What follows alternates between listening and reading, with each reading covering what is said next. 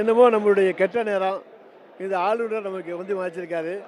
அப்போ ஏற்கனவே காவி உடையை அணிவிச்சு சர்ச்சைகள் கிளம்பிச்சு. திருப்பி நீங்கள் காவி உடைன்னு சொன்னால் என்ன தான் பண்ண முடியும் அவரை?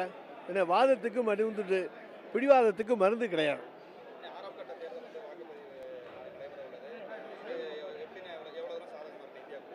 எங்களை பொறுத்த வரைக்கும் இந்த முறை 300க்கு மேற்பட்ட இடங்கள் 370 வரைக்கும் நிச்சயமாக இந்தியா கூட்டணி வெற்றி பெற்று ஒன்றியத்திலே ஆட்சி அமைக்கும். அதில் எந்த விதமான மாற்று கருத்தும் கிடையாது.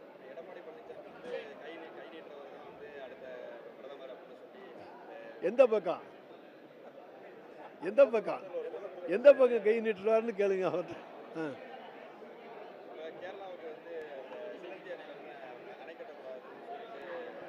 அது சம்பந்தமாக மாண்புமிகு தமிழ்நாடு முதலமைச்சர் அவர்களும் நீர்வளத்துறை அமைச்சரும் உரிய நடவடிக்கைகள் எடுத்து வருகிறார்கள். அதாவது நாங்கள் வந்து எந்த அளவுக்கு தடுத்துருக்கோங்கிறது நாங்கள் பிடிச்சிருக்கிறதுலேருந்தே தெரிஞ்சுக்கலாம். அவங்க அன்றைக்கி நடமாட்டத்தை விட்டுட்டாங்க, நாங்கள் இன்றைக்கி தடுத்துருக்கோம். அது தடுக்கப்படுவதனால தான் இவ்வளோ பறிமுதல்கள் எங்களால் செய்யப்படுகின்றன.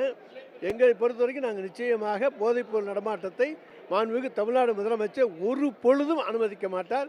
அதனால் இளைஞர்களுடைய வாழ்வு, மாணவர்களுடைய வாழ்வு கெடும் என்பதை உணர்ந்தவர், அறிந்தவர்.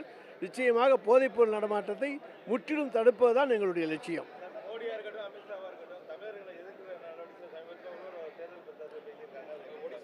அதாவது ஒடிசாவில் போய் தமிழர்களை திருடர்கள் என்று சொல்கிறார். தமிழ்நாட்டுக்கு வந்தால் தமிழர்களை போற்றுகிறார். இது என்னன்னே தெரியல. இரட்டை நிலைப்பாடெல்லாம் நாங்கள் எடுப்பது கிடையாது. நாங்கள் இன்றைக்குமே ஒரே நிலைப்பாடு தான், ஒரே மாதிரி தான்.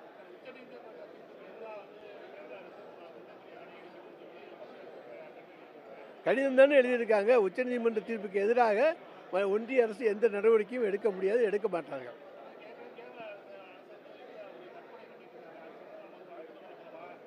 அதற்குரிய நடவடிக்கைகள். உடனுக்குடன் செய்திகளை தெரிந்து கொள்ள சன் நியூஸ் பெல் ஐகானை கிளிக் பண்ணுங்க.